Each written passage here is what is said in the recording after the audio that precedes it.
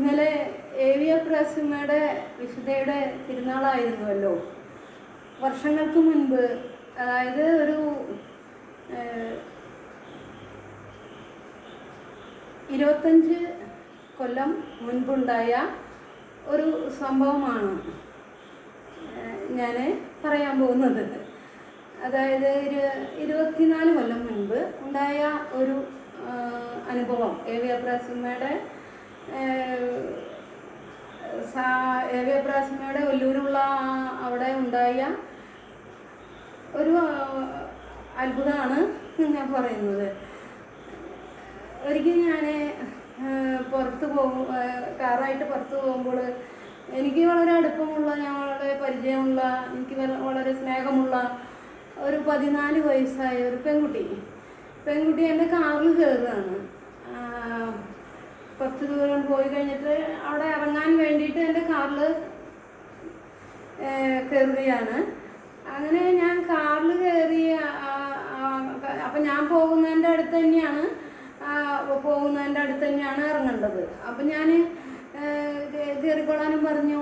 കയറി കുറച്ച് കഴിഞ്ഞപ്പോൾ ആ പെൺകുട്ടിയുടെ അപ്പം ഞാൻ 1-2 ദിവസമായി ഞാൻ അതിനെ അങ്ങനെ കണ്ടിട്ടുള്ളതാണ്. ആ പെൺകുട്ടീനെ 2 ദിവസം മുന്നേ വരെ അന്ന് ആ 14 വയസ്സായ പെൺകുട്ടീനെ ഒരു 2 ദിവസം കാണുമ്പോൾ ഒരു മുഖത്തിനൊക്കെ ഒരു വ്യത്യാസം പോലെ, എന്തോ ഒരു ദേഷ്യഭാവം അങ്ങനെയൊക്കെ ഉണ്ടായിരുന്നു. അങ്ങനെ ആ കുട്ടീനെ ഞാൻ എൻ്റെ കാറിൽ കയറ്റി ആ കുട്ടിക്ക് ഇറങ്ങുന്നിടത്തൊക്കെ കൊണ്ടുപോവുകയാണ്.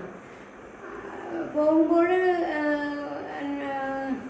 പെട്ടെന്ന് തന്നെ ആളുടെ മുഖം മാറിയ പോലെ, എന്തോ ഒരു വ്യത്യാസം വന്ന പോലെ. അപ്പോൾ ഞാൻ ചോദിച്ചു അവിടെ ഞാൻ ഇറക്കാം, അതിന് മുന്നേ എനിക്ക് ഒരു സ്ഥലം വരെ പോകാനുണ്ടെന്ന് പറഞ്ഞു. അപ്പോൾ ആ കുട്ടി ചോദിച്ചു എങ്ങോട്ടാന്ന് ചോദിച്ചു. അപ്പോൾ ഞാൻ പറഞ്ഞു ഒല്ലൂര് ഏവിയപ്രാസിനേരം അവിടെ ഒന്ന് കുറേ നാളായി ഞാൻ വിചാരിച്ചു തുടങ്ങിയിട്ട് എനിക്കൊന്ന് പോകണം. ആ കബറിടത്തിൻ്റെ അവിടെ പോയി മുട്ടുകുത്തി പ്രാർത്ഥിക്കണം. കബറിടത്തിൻ്റെ അവിടെ പോയി എനിക്ക് പ്രാർത്ഥിക്കണം എന്ന് ഞാൻ പറഞ്ഞു. പള്ളിയകത്തും കബറിടത്തിൻ്റെ അവിടെ പോയി പ്രാർത്ഥിക്കണം, വെളിച്ചെണ്ണ നെറ്റിയുമ്പോൾ തൊടണം, കുറച്ച് നാളായി ഞാൻ വിചാരിച്ചു തുടങ്ങിയിട്ടെന്ന് പറഞ്ഞു. അപ്പോൾ ഞാൻ പറഞ്ഞു അവിടെ അത് കഴിഞ്ഞ് കഴിഞ്ഞാൽ അപ്പോൾ തന്നെ ഇറക്കാലോ എന്ന് വിചാരിച്ചിട്ട് ഞാൻ അങ്ങനെ പറഞ്ഞു. ഏവിയപ്രസിനേരം അവിടേക്ക് വിശുദ്ധേരം അവിടേക്കാണ് പോണേന്ന് പറഞ്ഞപ്പോൾ ഒന്നും കൂടി ഭയങ്കര ദേഷ്യമായി. ആൾക്ക് ഒരു കാരണമില്ലാണ്ട് പെട്ടെന്ന് ദേഷ്യമായി. വണ്ടി നിർത്താൻ പറയുക, ഇറങ്ങാൻ നോക്കുക. അപ്പോൾ ഞാൻ വേഗം ലോക്ക് ചെയ്തു. വണ്ടിയിൽ നിന്ന് ചാടി ഇറങ്ങാൻ നോക്കുക, വണ്ടി നിർത്താൻ പറയുക.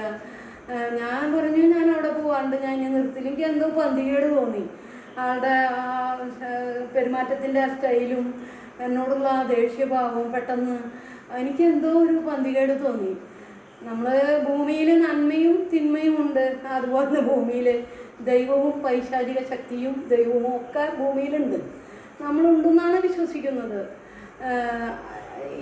ഓരോ മുഖം കണ്ടപ്പോൾ തന്നെ പേടിയാവുന്ന പോലെ തോന്നുന്ന പോലത്തെ മുഖമായി ഒടുങ്ങി.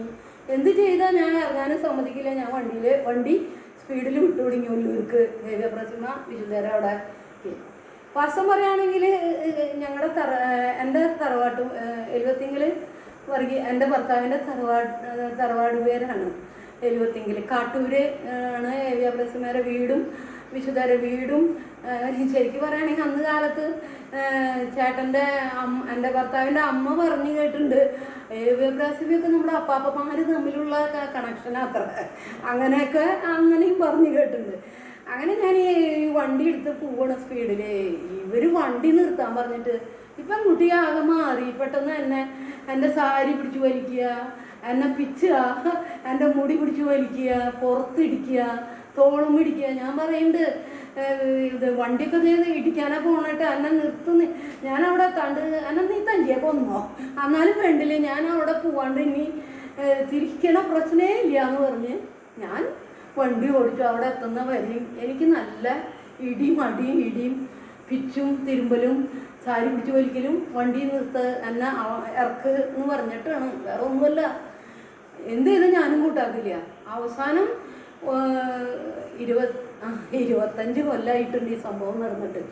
അങ്ങനെ ഒല്ലൂർ ഏവ്യപ്രാസന്മാരെ പടിയിൽ അവിടെ എത്തിയപ്പോൾ അവിടെ ഒരു സൈഡിൽ പടിയിൽ അവിടെ ഒത്തിരി നീങ്ങിയിട്ട് കാറ് ഞാൻ നിർത്തി. ഈ കാറ് നിർത്തി കഴിക്കുക ഈ പെൺകുട്ടി എൻ്റെ കയ്യിൽ നിന്ന് ഞാൻ കയ്യുമ്പോൾ പിടിച്ചു. നമുക്ക് ഈ ക്രോസ് ചെയ്തിട്ട് കടക്കണം അങ്ങോട്ട് പടിയിൽ. അപ്പം ഞാൻ കൈ പിടിച്ചു കഴിഞ്ഞപ്പോൾ കൈ കൊതറിയിട്ട് ഈ പെൺകുട്ടി അവിടെ ഓട്ടോറിക്ഷയിലേക്ക് കയറാനാണ് പോണ. എൻ്റെ കൈ വിടിയിപ്പിച്ചിട്ട് ഓട്ടോറിക്ഷയിലേക്ക് കയറി വീട്ടിൽ കയറിയോടത്തേക്ക് എന്നെ ഓട്ടോറിക്ഷയിൽ പോകാനായിട്ട് ഞാൻ ആ സമയമാകുമ്പോൾ എനിക്കും ദേഷ്യം വന്നു.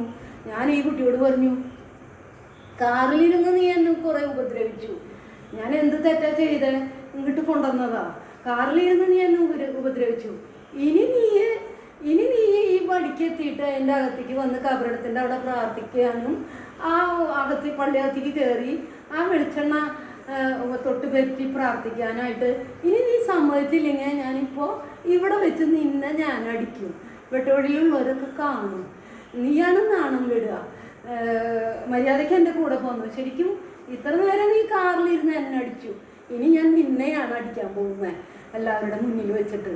അത് പറഞ്ഞ വഴിക്ക് ഈ കക്ഷി പിന്നെ യാതൊരു നിശബ്ദമായി. ഒരു കൊച്ചുകുട്ടിയെ പോലെ ഞാൻ ഇത്രയും ദേഷ്യത്തിൽ സംസാരിച്ചപ്പോൾ ഒരു കൊച്ചുകുട്ടിയെ പോലെ എൻ്റെ കയ്യും പിടിച്ച് പ്രസമ്മയുടെ പള്ളിയുടെ ആ കബറിടത്തിൻ്റെ അവിടുത്തെ പടി കടന്ന് കബറിടത്തിൻ്റെ അവിടെ നിന്നു പ്രാർത്ഥിച്ചു. അപ്പോൾ തൊട്ട് ആളുടെ മുഖമൊക്കെ മാറ്റം വന്നു തുടങ്ങി. കാറിലിരുന്ന് തന്നെ അടിച്ചിരുന്ന സമയത്തുള്ള മുഖമല്ല, നല്ല ഇതായി, ആള് വേറൊരു വ്യക്തിയായ പോലെയായി. അത് കഴിഞ്ഞ് പ്രാർത്ഥിച്ച് പള്ളിയകത്ത് കയറി അവിടെയും കുളിച്ചിട്ട് അവിടുത്തെ ഒരു ഇത് വെച്ചിട്ട് അലങ്കരിച്ച് വെച്ചിട്ട് അവിടെയും പ്രാർത്ഥിച്ച് മുട്ടുകുത്തി ഒക്കെ അനുസരിച്ചു. ഒരു കൊച്ചുകുട്ടിയെ പോലെ ഞാൻ പറയുന്നതൊക്കെ അനുസരിച്ചു. അതെനിക്ക് വലിയൊരു അതിശയം തോന്നി. ഞാനപ്പോൾ മനസ്സിൽ വിചാരിച്ചു, പ്രസമ്മ എന്തായാലും ഞാൻ മരോളായാലും ഞാനും 75-ലാണല്ലോ, പ്രസമ്മ വിശുദ്ധ അവിടെ പ്രത്യക്ഷപ്പെട്ടു, അല്ലെങ്കിൽ ഇങ്ങനെ ഒരു മാറ്റം വരാൻ ഉണ്ടാവില്ല. ആ കുട്ടിക്ക് പടി കടന്നു വരാൻ യാതൊരു വിഷമില്ല. ഒരു കൊച്ചുകുട്ടീനെ നമ്മൾ പിടിച്ചു കൊണ്ടുവന്ന പോലെ അതുവരെയുള്ള ആ ഭാവങ്ങളും ദേഷ്യങ്ങളും ഒക്കെ മാറി. പക്ഷെ ഞാൻ ദേഷ്യത്തിലൊന്നും പറയേണ്ട തോന്നി, ഇനി നീ ഒരടി ഓട്ടോറിക്ഷയിലേക്ക് കയറാനോ അല്ലെങ്കിൽ ഓട്ടോറിക്ഷയിൽ കയറി പോയോടത്തുനിന്ന് ഇറങ്ങാൻ വേണ്ടി ഓട്ടോറിക്ഷ പിടിക്കാൻ പോയി ഒരു സ്റ്റെപ്പ് ഇതിൻ്റെ മുന്നിൽ നിന്ന് പോയിട്ടുണ്ടെങ്കിൽ ശരിക്കും എന്ത് ചെയ്യുന്നത്, നല്ല പട കിട്ടും. ആൾക്കാരുടെ മുന്നിൽ വെച്ച് ഞാൻ നിന്നെ പടയ്ക്കും, എല്ലാവരും ശ്രദ്ധിക്കും. ഇതെന്താ ഈ സ്ത്രീ അടിക്കണേന്ന് ചോദിച്ചിട്ട് അപ്പം ഞാൻ വിവരം പറയുന്നു. അതോടുകൂടി ആൾ പാവായി. ഒരു കൊച്ചുകുട്ടീനെ പോലെ എൻ്റെ കൈ പിടിച്ച് അനുസരണയുള്ള ഒരു കുട്ടീനെ പോലെ ആ പെൺകുട്ടി 14 വയസ്സ് ആ പെൺകുട്ടി എൻ്റെ കൂടെ വന്നു. അങ്ങനെ അവിടെ നിന്ന് തിരിച്ച് അവിടെ ഇറക്കി ഒരു വക കുഴപ്പമില്ല. ആ കയറ്റി കൊണ്ടുവന്ന ആളെ അല്ല, ഇതിൽ നിന്നല്ല നമ്മളെന്താ മനസ്സിലാക്കി. അപ്പം ഞാൻ ഇങ്ങനെ കേട്ടിട്ടുണ്ട്, പൈശാചിക എൻ്റെ കുട്ടിക്കാലം തൊട്ട് ഈ ഏവ്യപ്രാസിമേനെ പറ്റിയിട്ടുള്ള ബുക്ക് വായിച്ചപ്പോഴും പറയുമ്പോഴും പൈശാചിക ശക്തിയായിട്ട് പൈശാചിക ശക്തി ഇടപെടുന്ന, പൈശാചിക ശക്തി ദ്രോഹിക്കുന്ന ഒരു ദ്രോഹം ചെയ്യുന്ന ഒരു വ്യക്തിയെ ഏവ്യപ്രാസിമേരെ അവിടെ പോയി പ്രാർത്ഥിച്ചു കഴിഞ്ഞാൽ ആ ശക്തി വിട്ടുപോകുമെന്ന് ഞാൻ കാലങ്ങളോളായിട്ട് കേട്ടിട്ടുള്ള ഒരു സംഭവമാണ്. ഞാനപ്പോൾ അത് ഇന്നലെ തിരുനാളായിരുന്നല്ലോ, അതുകൊണ്ട് ഇന്നലെ പറയണമെന്ന് വിചാരിച്ച് ഞാൻ മറന്നുപോയി. ഇന്ന് ഞാൻ എല്ലാവരോടായിട്ട് പറയാണ്, നമ്മൾ മനുഷ്യർ നമുക്ക് ചില നേരങ്ങളിൽ നമ്മൾ ആൾ മാറിയ പോലെയൊക്കെ തോന്നും. നമുക്ക് വിചാരിക്കാം ഇതെന്ത് ഈ ഒരു എതിർ ശക്തി എന്നിൽ പ്രവർത്തിക്കുന്നുണ്ടോ, ഏവ്യപ്രാസിമാർ അവിടെ പോയി പ്രാർത്ഥിച്ചാൽ മതി, എല്ലാം ക്ലീനാവും. എൻ്റെ അനുഭവമാണ് ഞാനിവിടെ പറഞ്ഞത്. ഒരു പാട്ട്, ഈശ്വര എന്നെ നിൻ ശബ്ദമാക്കൂ, ഗീതമാക്കൂ, ഈശ്വര എന്നെ നിൻ ശബ്ദമാക്കൂ, ഗീതമാക്കൂ, ഈശ്വര എന്നെ നിൻ വീണയാക്കൂ, വീണയിൽ മീട്ടുന്ന രാഗമാക്കൂ, ശോഭയാക്കൂ, ശോഭിത സുന്ദര ദീപമാക്കൂ. ഈശ്വര എന്നെ രൂപമാക്കൂ, രൂപത്തിൽ കാണുന്ന ഭാവമാക്കൂ. ഈശ്വര എന്നെ ഗേഹമാക്കൂ, ഗേഹത്തിൽ നീ വന്ന് വാസമാക്കൂ. മിനിഞ്ഞാന്നത്തെ ടോക്കിൽ വർഷങ്ങൾക്ക് മുൻപ് ഞാൻ എൻ്റെ അങ്കിളിന് ഒരു പ്രണയലേഖനം എന്ന് പറഞ്ഞിട്ട് ഡയറിയിൽ എഴുതി വെച്ചത്, മരിച്ചുപോയ എൻ്റെ അങ്കിളിന് ഒരു പ്രണയലേഖനം എന്നും പറഞ്ഞ് എഴുതി വെച്ചത് ഞാൻ മിനിഞ്ഞാന്ന് ഇവിടെ ഞാൻ പറഞ്ഞിരുന്നു. അതുപോലെ ഈശോ മക്കൾ നമ്മളെല്ലാവർക്കും ഈശോയുടെ നമുക്കെല്ലാവർക്കും ഉള്ളൊരു പ്രേമലേഖനമാണ് ഒരു ചെറിയ പാരഗ്രാഫ് എൻ്റെ ഈ രാജാവായിരുന്ന ഈശോ പുസ്തകത്തിൽ ഞാൻ വെച്ചിട്ടുള്ളതാണ്. ഈശോ നമുക്കെല്ലാവർക്കും വേണ്ടി എഴുതുന്ന ഒരു കത്ത്, എഴുതി കഴിഞ്ഞിട്ടുള്ള ഒരു കത്ത് വചനത്തിലൂടെ. I love you. എൻ്റെ മക്കൾക്ക് ഈശോ നമ്മെ എത്രമാത്രം സ്നേഹിക്കുന്നുണ്ട് ദൈവവചനം ഇത് വെളിപ്പെടുത്തി തരുന്നുണ്ട്. ഈശോയ്ക്ക് നമ്മെ വളരെ ഇഷ്ടമാണ്. ഈ കത്ത് വായിക്കുമ്പോൾ നമുക്കത് മനസ്സിലാകും. എൻ്റെ ഏറ്റവും പ്രിയപ്പെട്ട, ഞാൻ നിന്നെ സ്നേഹിക്കുന്നു. ഏശയ്യാ 43:4. നിന്നോടുള്ള സ്നേഹം പറഞ്ഞറിയിക്കാൻ വയ്യ. ഒരിക്കലും മാറ്റം വരാത്ത വിശ്വാസമാണ് എനിക്ക് നിന്നോടുള്ളത്. ജെറമിയാ 31:20. നിനക്ക് വേണ്ടി തുടിക്കുന്ന ഹൃദയമാണ് എൻ്റേത്. ജെറമിയാ 31:20. എപ്പോഴും നിന്നെ ഓർക്കുവാനായി നിന്റെ പേര് എൻ്റെ ഉള്ളം കയ്യിൽ എഴുതി വെച്ചുകൊണ്ടാണ് ഞാൻ നടക്കുന്നത്. ഏശയ്യാ 99:16. ഞാൻ നിന്നെ ബഹുമാനിക്കുന്നു, വിലമതിക്കുന്നു. ഏശയ്യാ 43:3. എനിക്ക് നിന്നെ മാത്രം മതി, നിന്റെ സ്വത്തുക്കളൊന്നും വേണ്ട. അതെല്ലാം ആർക്കെങ്കിലും കൊടുത്തേക്കുക. ലൂക്ക 13:22. നമുക്ക് എൻ്റെ അപ്പച്ചൻ്റെ അടുത്ത് പോയി താമസിക്കാം. അപ്പച്ചൻ നമുക്ക് സംരക്ഷണം നൽകും. മത്തായി 6:25-29. അപ്പച്ചൻ ഉദാരമതിയും ക്ഷമാശീലനും കാരുണ്യവാനും സ്നേഹസമ്പന്നനുമാണ്. ജോയേൽ 2:12. ഒന്നും ഭയപ്പെടേണ്ട, എൻ്റെ അപ്പച്ചന് വിലയേറിയവനാണ് നീ. മത്തായി 10:31. എൻ്റെ കൂടെ വന്നാൽ ജനം നിന്നെ പരിഹസിച്ചേക്കാം, കോടതിയിൽ കയറ്റിയേക്കാം, ചോദ്യം ചെയ്തേക്കാം. ലൂക്ക 8:12. നീ ഭയപ്പെടേണ്ട, ഞാൻ എപ്പോഴും നിന്റെ അടുത്തുണ്ടാകും. ഏശയ്യാ 43:5. നിന്നെ എതിർക്കുന്നത് അപ്പച്ചനോ അമ്മച്ചിയോ ചേട്ടനോ ചേച്ചിയോ ആര് തന്നെ ആയിക്കൊള്ളട്ടെ, എല്ലാവരെയും മറന്നേക്കുക. നീ എൻ്റെ കൂടെ വരൂ. മത്തായി 19:29. സ്നേഹം കൊണ്ട് ഞാൻ നിന്നെ പൊതിയാം. ഏശയ്യാ 14:4. സ്നേഹത്തിൻ്റെ നൂലിൽ ബന്ധിച്ച് നിന്റെ കൂടെ ഞാൻ നടക്കാം. ഹോസിയ 11:4. ജോലി കഴിഞ്ഞ് ക്ഷീണിച്ചു വരുമ്പോൾ ഒരമ്മയെ പോലെ നിന്നെ ഞാൻ ആശ്വസിപ്പിക്കാം. മത്തായി 11:23. നിന്റെ അമ്മ നിന്നെ മറന്നാലും എനിക്ക് നിന്നെ മറക്കാനാവില്ല. ഏശയ്യാ 49:15. എൻ്റെ അപ്പച്ചനുള്ളതെല്ലാം നിനക്ക് തരാം, എനിക്കൊന്നും വേണ്ട. ഞാൻ ശൂന്യനാകാം, ഞാൻ മാത്രമേ എൻ്റെ അപ്പച്ചനുള്ളൂ. നിന്നെ അപ്പച്ചന് എന്തിഷ്ടമാണെന്നോ അതുകൊണ്ട് എന്നെ നിനക്ക് തരാൻ അപ്പച്ചൻ തീരുമാനിച്ചത്.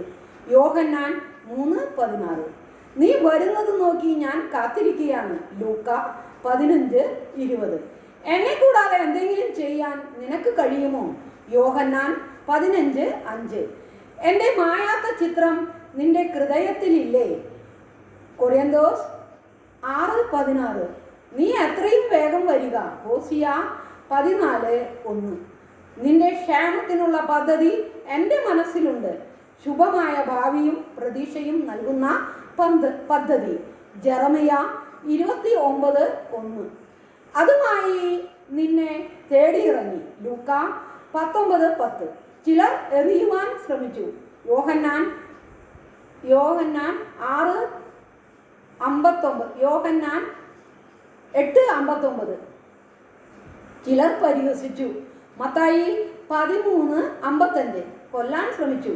മത്തായി 2:16 നിനക്ക് വേണ്ടി ഞാൻ ചെയ്ത മറ്റനേകം കാര്യങ്ങളുണ്ട്, അവയെല്ലാം എഴുതാൻ ഈ ലോകത്തിലെ കടലാസുകൾ മതിയാവില്ല. യോഹന്നാൻ 21:25 ഞാൻ മുഴുവനും നിനക്കുള്ളതാണ്, നിനക്ക് വേണ്ടി എന്ന് നിന്നെ ഏറ്റവും അധികം സ്നേഹിക്കുന്ന, നിനക്കായി കാത്തിരിക്കുന്ന സ്വന്തം ഈശോ. ഇതെൻ്റെ രാജാവായിരുന്ന പുസ്തകത്തിൽ ലാസ്റ്റ് ഞാൻ വെച്ചിട്ടുള്ളതാണ്. ഈശോയുടെ ഒരു നമുക്കെല്ലാവർക്കും, മക്കളായ നമുക്കെല്ലാവർക്കും ഈശോയുടെ ഒരു പ്രേമലേഖനം. എല്ലാവർക്കും നല്ലത് വരുത്തട്ടെ. നല്ലൊരു ദിവസം ആശംസിക്കുന്നു. Good night.